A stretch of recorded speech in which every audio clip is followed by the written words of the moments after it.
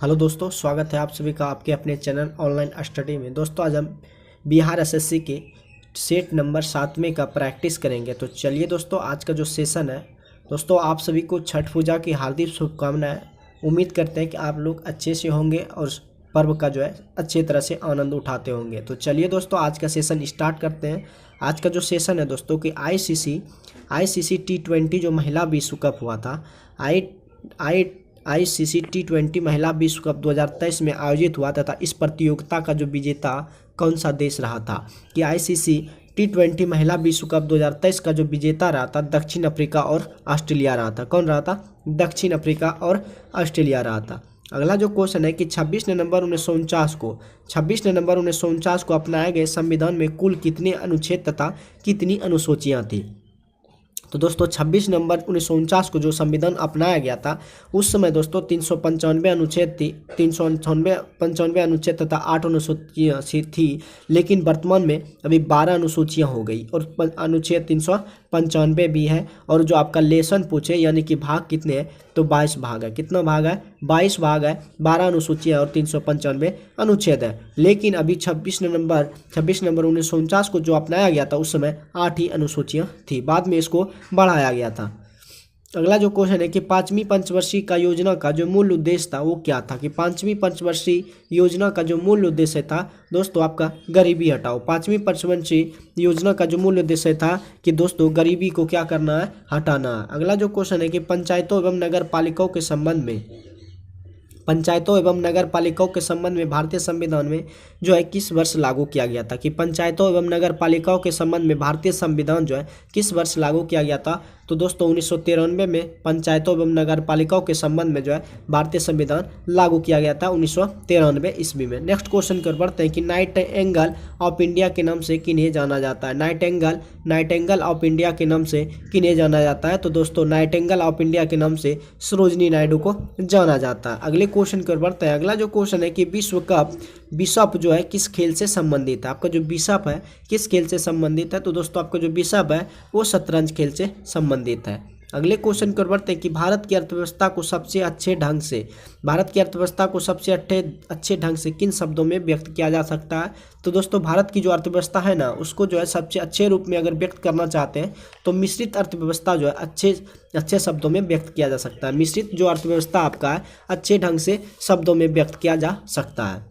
अगला जो क्वेश्चन है कि मिस्र में गर्म व शुष्क जो होता है हवाओं को क्या कहा जाता है। मिस्र में जो गर्म और शुष्क हवाओं जो होता है उसे हम खमसीन कहते हैं। क्या कहते हैं?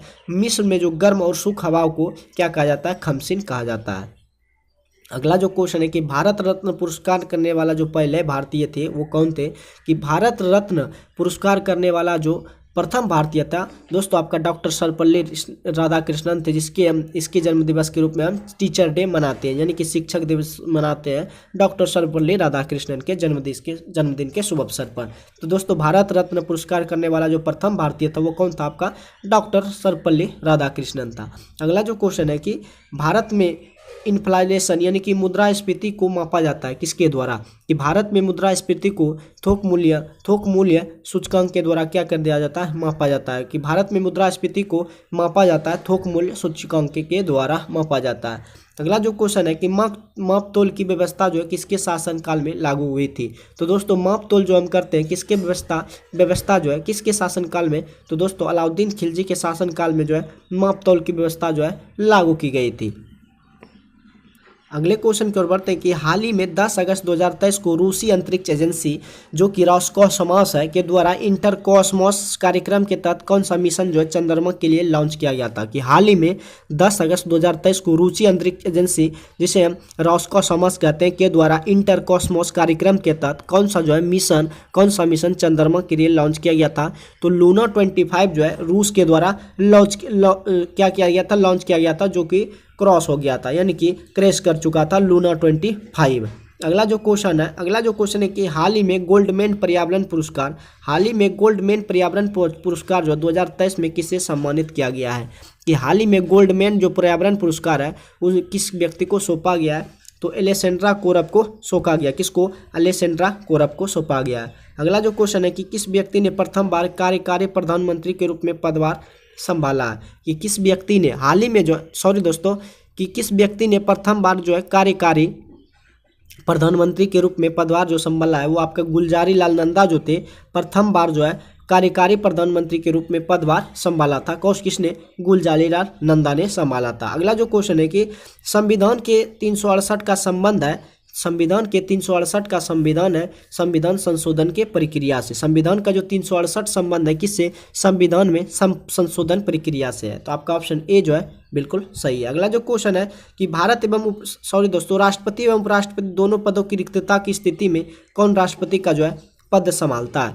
अगर दोस्तों राष्ट्रपति और उपराष्ट्रपति दोनों पदों की खाली हो जाए तो उस समय जो है राष्ट्रपति का पद जो है सर्वोच्च न्यायालय का जो मुख्य न्यायाधीश होगा वही उसका काम धाम संभालेगा। कौन? सर्वोच्च न्यायालय का मुख्य न्यायाधीश।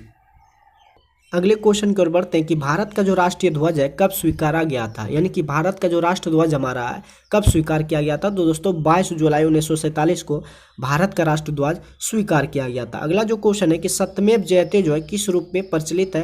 तो दोस्तों आपका ऑप्शन में नहीं दिया हुआ है, लेकिन सत्यमेव जो जयते जो है मुंडकोपनिषद से लिया गया है। किससे लिया गया है? मुंडकोपनिषद से आपका सत्यमेव जयते लिया गया है। तो आपका ऑप्शन हो जाएगा मुंडकोपनिषद से लिया गया है। अगला जो क्वेश्चन है कि भारत में टेलीविजन की शुरुआत जो है कब हुई थी? भारत में टेलीविजन की शुरुआत जो है 1959 ईस्वी के से हुई थी। भारत में टेलीविजन की शुरुआत जो हुई थी 1959 से हुई थी। अगला जो क्वेश्चन है कि हाल ही में चर्चा में रहे देश यूक्रेन की राजधानी का नाम क्या है? तो दोस्तों यूक्रेन की राजधानी का नाम जो है आपका क्या है? कीव है। हाल ही में रहे चर्चा में रहे यूक्रेन देश की राजधानी का नाम क्या है? कीव है। अगला जो क्वेश्चन है दोस्तों कि इंडिया विंस फ्रीडम पुस्तक के लेखक कौन है? इंडिया विंस फ्रीडम पुस्तक के लेखक आपका अब्दुल कलाम आज़ाद है। तो आपका ऑप्शन सी जो है बिल्कुल करेक्ट है। अगला जो क्वेश्चन है कि एशिया की सबसे बड़ी लंबी नदी जो है कौन सी नदी है? तो दोस्तों एशिया की जो सबसे लंबी नदी है यांगटीसी जो है एशिया की सबसे बड़ी लंबी नदी है। अगला जो क्वेश्चन है कि निम्न में से जो है कौन जो है ठंडी जलधारा है? आपका जो क्वेश्चन है दोस्तों कि निम्न में से जो है कौन ठंडी जलधारा है? तो दोस्तों आपका जो लेब्राडोर है वो आपका क्या है? ठंडी जलधारा है। अगले क्वेश्चन की ओर बढ़ते हैं कि भारत की प्रथम महिला जो है राजदूत जो थी वो कौन थी? भारत की प्रथम महिला राजदूत जो थी वो आपका श्रीमती विजय लक्ष्मी पंडित थी। आपका जो प्रथम महिला राजदूत थी श्री लक्ष्मी विजया लक्ष्मी पंडित जी थी। अगला जो क्वेश्चन है कि भारतीय संघ के दक्षिणतम बिंदु, भारतीय राज्य के दक्षिणतम बिंदु तथा भारतीय मुख्य भूमि के दक्षिणतम छोर में कितने अक्षांश का जो है अंतर है? कि भारतीय संघ के दक्षिणतम बिंदु तथा भारतीय मुख्य भूमि के दक्षिणतम छोर में कितने अक्षांश का अंतर है?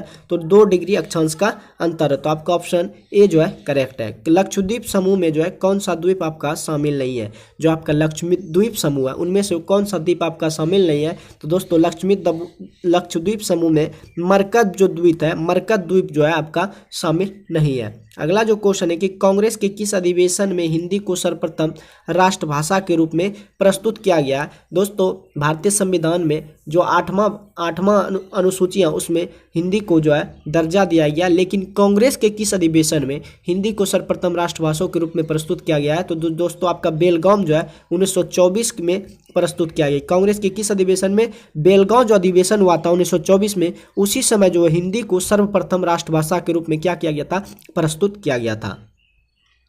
अगला क्वेश्चन की ओर बढ़ते हैं कि अगला जो क्वेश्चन है कि चंद्रगुप्त मौर्य व सेल्यूकस निकेटर के बीच जो युद्ध हुआ था कब लड़ा गया था? कि चंद्रगुप्त मौर्य व सेल्यूकस निकेटर के बीच जो युद्ध लड़ा गया था आपका 300 ईसा पूर्व में लड़ा गया था। चंद्रगुप्त मौर्य और सेल्यूकस निकेटर के बीच जो युद्ध लड़ा गया था आपका 305 ईस्वी में लड़ा गया था। अगले क्वेश्चन की ओर बढ़ते हैं कि कपास की खेती से संबंधित में कौन सा जो विकल्प है आपका सत्य नहीं है? तो दोस्तों कपास की खेती के लिए 45 डिग्री से 55 डिग्री आवश्यक तापमान जो है आवश्यक नहीं है। इसकी खेती के लिए 80 सेंटीमीटर आवश्यक है। गहरी व काली मिट्टी के लिए उपज के लिए आवश्यक है। इंदौर 2 सुजाता व मालदी कपास की किस्में हैं, लेकिन कपास की खेती के लिए 45 से 50 आवश्यक नहीं है। तो आपका ऑप्शन बी जो है सही है। अगला जो क्वेश्चन है कि किस राज्य में जो है राज्य खेल पुरस्कार एवं सम्मान योजना प्रारंभ करने की घोषणा की? कि किस राज्य में खेल पुरस्कार एवं सम्मान योजना जो है प्रारंभ करने की घोषणा की है? तो आपका जो बिहार राज्य है ना उसमें राज्य खेल पुरस्कार एवं सम्मान योजना प्रारंभ की अभी क्या की है? घोषणा की है। अगला जो क्वेश्चन है कि अमोघ वर्ष जो है प्रथम किस वंश का शासक था। अमोघ वर्ष जो है प्रथम किस वंश का शासक था। तो दोस्तों अमोघ वंश जो आपका राष्ट्रकूट वंश का शासक था। अमोघ वंश जो था ना वो राष्ट्रकूट वंश का शासक था। अगला जो क्वेश्चन है कि मोहम्मद गौरी ने किस युद्ध में पृथ्वीराज को हराया था। कि मोहम्मद गौरी ने किस युद्ध में पृथ्वीराज चौहान को हराया था। अगला जो क्वेश्चन है कि मोहम्मद गौरी ने किस युद्ध में जो है पृथ्वीराज को, मोहम्मद गौरी ने जो है किस वर्ष जो है युद्ध पृथ्वीराज को हराया था। तो तराइन का द्वितीय युद्ध हुआ था, उसमें दोस्तों आपका मोहम्मद गौरी ने पृथ्वीराज को क्या किया था, हराया था। अगले क्वेश्चन की ओर बढ़ते हैं कि अकबर ने 1569 में कालिंजर पर विजय प्राप्त की थी। उस समय जो था वहाँ का शासक कौन था। दोस्तों अकबर ने 1569 में कालिंजर पर विजय प्राप्त की थी। उस समय जो वहाँ का शासक था कौन था, रामचंद्र था। नेक्स्ट क्वेश्चन की ओर बढ़ते हैं कि इनमें से निम्नलिखित में से कौन जो है राष्ट्रपति के प्रशासनिक शक्तियों में शामिल नहीं है। तो दोस्तों निम्नलिखित में कौन जो है राष्ट्रपति के प्रशासनिक शक्तियों में शामिल नहीं है। तो लोकसभा का जो विघटन होता है वो आपका राष्ट्रपति जो है नहीं कर सकता है। अगले क्वेश्चन की ओर बढ़ते हैं कि निम्नलिखित में कौन ऐसे राष्ट्रपति है जो निर्विरोध से चुने नहीं गए हैं। कि दोस्तों कि निम्नलिखित में कौन ऐसे उपराष्ट्रपति है जो निर्विरोध जो है उससे चुने नहीं गए। तो आर वेंकट रमन जो है निर्विरोध से नहीं चुने गए हैं। अगले क्वेश्चन की ओर बढ़ते हैं कि किस संविधान संशोधन के द्वारा लोकसभा तथा विधानसभा के सदस्य को 2026 तक अपरिवर्तनीय कर दिया है। कि किन संविधान संशोधन द्वारा लोकसभा तथा विधानसभा की सदस्य संख्या को 2026 तक अपरिवर्तनीय कर दिया गया। तो 84 संविधान संशोधन के द्वारा लोकसभा तथा विधानसभा की जो सदस्य संख्या को 2026 तक न तो हम बढ़ा सकते हैं न ही घटा सकते हैं। जो परिवर्तन कर दिया कौन सा संविधान संशोधन के द्वारा, तो 84वां संविधान संशोधन के द्वारा ऐसा किया गया। अगला जो क्वेश्चन है कि कांग्रेस जो धाराशायी होने के कारण लड़खड़ा रही है। भारत में जब तक हूँ तब तक मेरी एक बड़ी महत्वाकांक्षा यह कि मैं उसके शांतिपूर्ण निधन में सहता हूँ। यह जो है कथन किसका है। कि कांग्रेस जो है धाराशायी होने के लिए लड़खड़ा रही है। भारत में जब तक हूँ तब तक मेरी एक बड़ी महत्वाकांक्षा यह है कि मैं उसके शांतिपूर्ण निधन में सहता हूँ। यह जो कथन है लॉर्ड कर्जन का है। किसका कथन है, लॉर्ड कर्जन का है। अगला जो क्वेश्चन है कि मीन कैंप जो है पुस्तक के लेखक नाम कौन है। कि मीन कैंप का जो लेखक था आपका हिटलर था। मीन कैंप का जो लेखक था दोस्तों आपका हिटलर था। अगला जो क्वेश्चन है कि बांग्लादेश की सीमा को कौन सा भारतीय राज्य जो है छूता भी नहीं है। कि बांग्लादेश की जो सीमा है कौन सा भारतीय राज्य छूता नहीं है। दोस्तों आपका जो नागालैंड है ना वो बांग्लादेश की सीमा को छूता नहीं है। अगला जो क्वेश्चन है किसी वास्तुकला का पालन अयोध्या के राम मंदिर का निर्माण में किया जाएगा। किस वास्तुकला का जो पालन है अयोध्या के राम मंदिर में किया जाएगा। तो दोस्तों आपका जो नागर शैली है ना उस वास्तुकला का जो शैली है कहाँ पे, अयोध्या में जो राम मंदिर बन रहा है उसके निर्माण में नागर शैली वास्तुकला का पालन किया जाएगा। अगला जो क्वेश्चन है कि रास्तरंगिणी नामक ग्रंथ का फारसी में अनुवाद जो है किसने किया था। रास्तरंगिणी जो है नामक ग्रंथ का फारसी में जो अनुवाद किया था मौलाना शौरी ने किया था। किसने किया था, मौलाना शौरी ने किया था। अगला जो क्वेश्चन है कि ओलंपिक खेल में भारत का पहला व्यक्तिगत स्वर्ण पदक जीतने वाला खिलाड़ी किस खेल से संबंधित था। कि ओलंपिक खेल में भारत का जो पहला व्यक्तिगत स्वर्ण पदक जीतने वाला खिलाड़ी जो है शूटिंग खेल से संबंधित है। किससे है, शूटिंग से संबंधित है। ओलंपिक खेल में भारत का पहला व्यक्तिगत स्वर्ण पदक जीतने वाला खिलाड़ी किस खेल से संबंधित है, तो शूटिंग से संबंधित है। क्रांतिकारी संगठन हिंदुस्तान रिपब्लिकेशन एसोसिएशन के संस्थापक जो है कौन थे। दोस्तों कि क्रांतिकारी संगठन हिंदुस्तान रिपब्लिकेशन एसोसिएशन के जो संस्थापक थे ना वो सचिंद्रनाथ सन्याल थे। कौन थे दोस्तों, आपका सचिंद्रनाथ सन्याल थे। अगले क्वेश्चन की ओर बढ़ते हैं कि 2 जुलाई 2023 को कृषि और किसान कल्याण मंत्रालय द्वारा बैंकों से कृषि अवसंरचना कोष को बढ़ाने के लिए कौन सा जो है अभियान शुरू कर दिया गया है। कि 2 जुलाई 2023 को जो है ना कृषि और किसान कल्याण मंत्रालय द्वारा बैंकों से जो कृषि अवसंरचना होता है कोष को बढ़ावा देने के लिए कौन सा अभियान शुरू किया है। तो दोस्तों भारत ने ऐसा अभियान शुरू किया गया। अगले क्वेश्चन कर बढ़ते हैं कि कालाहारी जो मरुस्थल है ना, कालाहारी मरुस्थल क्षेत्र में पाई जाने वाली जनजाति जो है कौन सी है। कि कालाहारी मरुस्थल क्षेत्र में जो पाई जाने वाली जनजाति है दोस्तों आपका बुशमैन है। क्या है, कालाहारी जो मरुस्थल क्षेत्र में पाई जाने वाली जो जनजाति है आपका बुशमैन है। अगले क्वेश्चन की ओर बढ़ते हैं कि डैश पर्वतमाला जो व्यवहारिक रूप से उत्तर और दक्षिण के भारत के बीच का सीमा का निर्माण करती है उसे कौन सी पर्वतमाला के नाम से जानती है। तो दोस्तों डैश पर्वतमाला व्यवहारिक रूप से उत्तर और दक्षिण भारत के बीच की सीमा का निर्माण करते हैं उसे विंध्य पर्वतमाला के नाम से जाना जाता है। अगले क्वेश्चन की ओर बढ़ते हैं कि बिहार के किस नेता ने महात्मा गांधी के साथ किसान आंदोलन का जो है नेतृत्व किया था। कि बिहार के कौन सा नेता थे जो महात्मा गांधी के साथ किसान आंदोलन का नेतृत्व किया था। तो राजकुमार शुक्ल एक नेता थे जो महात्मा गांधी के साथ किसान आंदोलन में सहयोग किया था। अगला जो क्वेश्चन है कि the poverty of political economy how जो है इकोनॉमिक्स एबंडन द पुअर पुस्तक के लेखक कौन है। दोस्तों आपका जो है कि the poverty of political economy how economics abandon the poor पुस्तक के लेखक जो है ना आपका मेघनाथ देसाई है। कौन है? मेघनाथ देसाई है।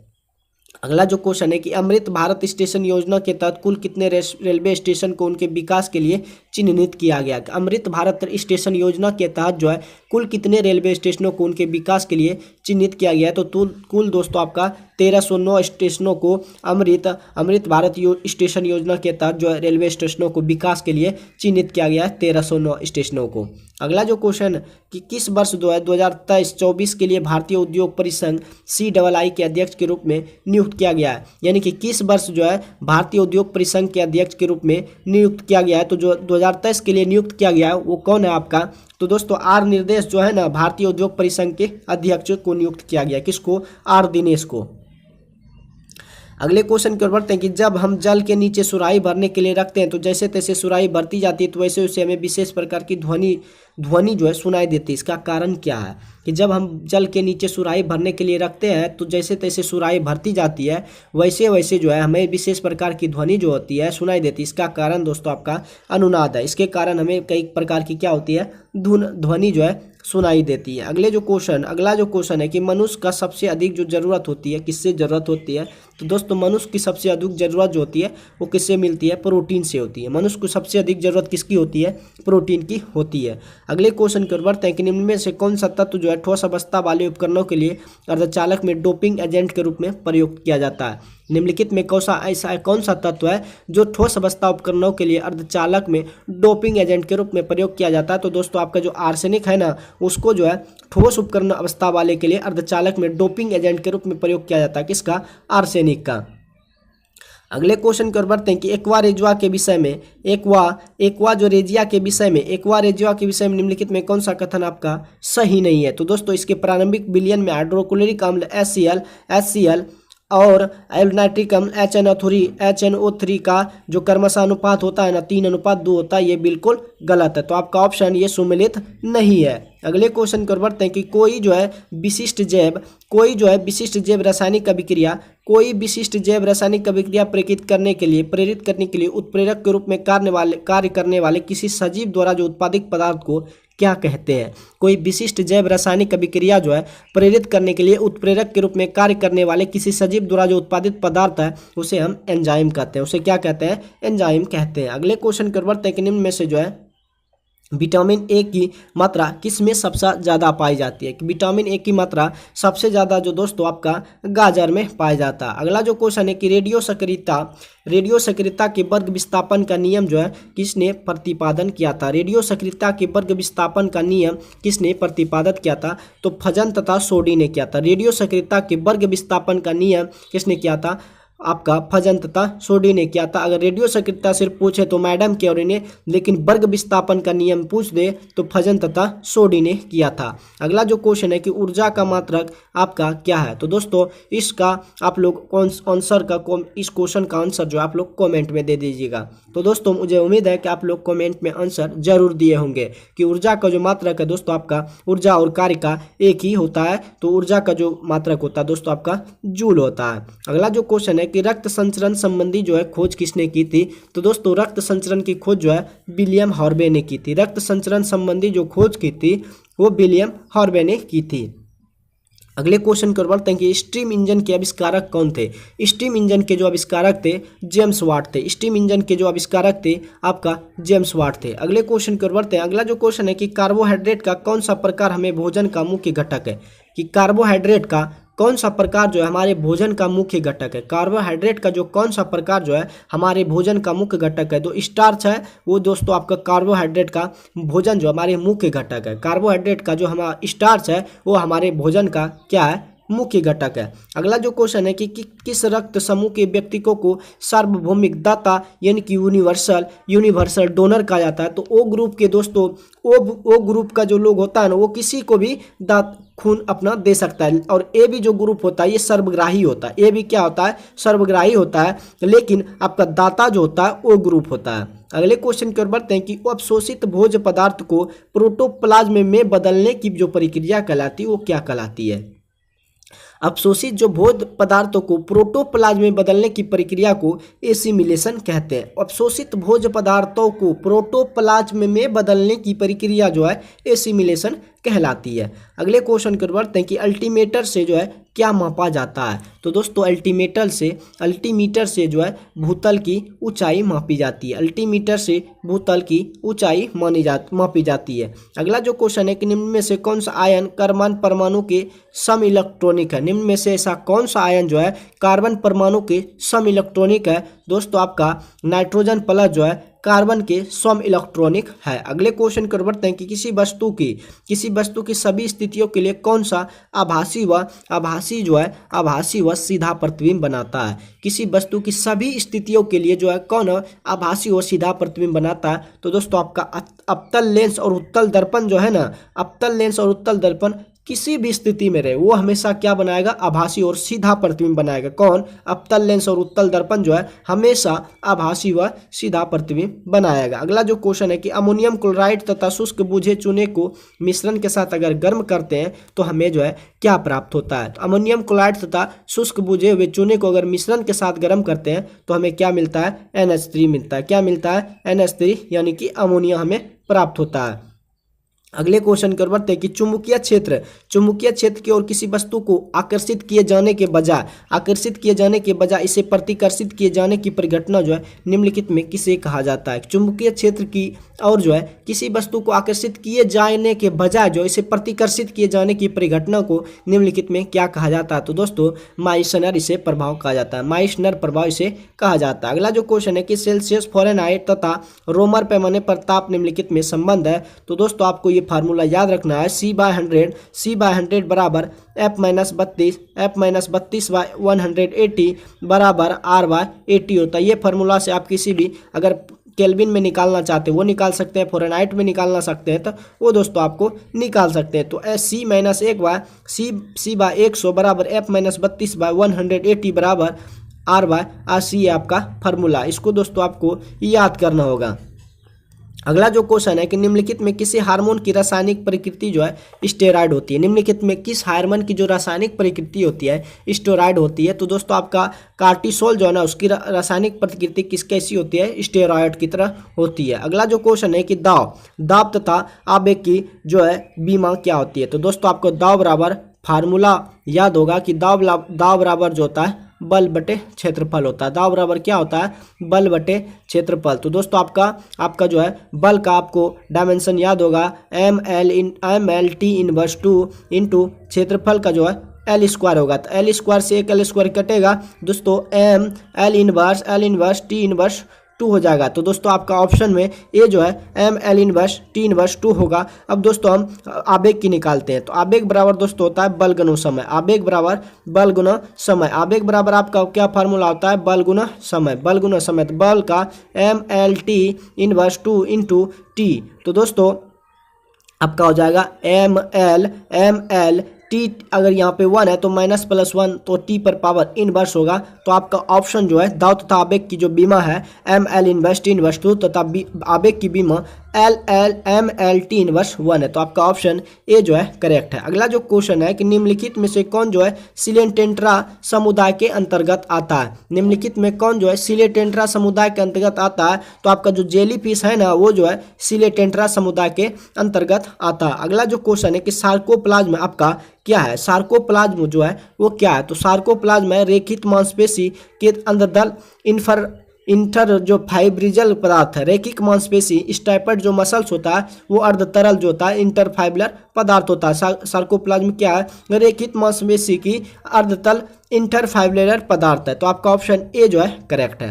अगला जो क्वेश्चन है कि उपास्थि होती है, आपका जो कार्टिलेज होती है वो क्या होता है, डेंस कनेक्टिव टिश्यू होती है। उपास्थि जो होती है सघन तरल उत्तक होती है। उपास्थि जो होता है वो कैसा होता है, सघन तरल उत्तक होता है। अगले क्वेश्चन की ओर बढ़ते हैं कि रासायनिक तुल्यांक W तथा विद्युत रासायनिक तुल्यांक Z के पदों में फैराडे जो नियतांक है आपका F बराबर जो होता है W/Z, F बराबर W/Z, जिसे W हम विद्युत रासायनिक तुल्यांक को W और विद्युत रासायनिक तुल्यांक को Z के पदों में व्यक्त करते हैं। तो फैराडे बराबर रासायनिक तुल्यांक बटे विद्युत रासायनिक तुल्यांक होता है। तो आपका ऑप्शन बी जो है करेक्ट है। तो दोस्तों बिहार एसएससी के 7वें एपिसोड का जो है वीडियो समाप्त होता है। अगर ये दोस्तों आपको वीडियो अच्छा लगे तो वीडियो को लाइक शेयर अपने दोस्तों के साथ जरूर कीजिएगा। बाकी नेक्स्ट मिलते हैं नेक्स्ट वीडियो में। आज के लिए बस इतना ही। जय हिंद।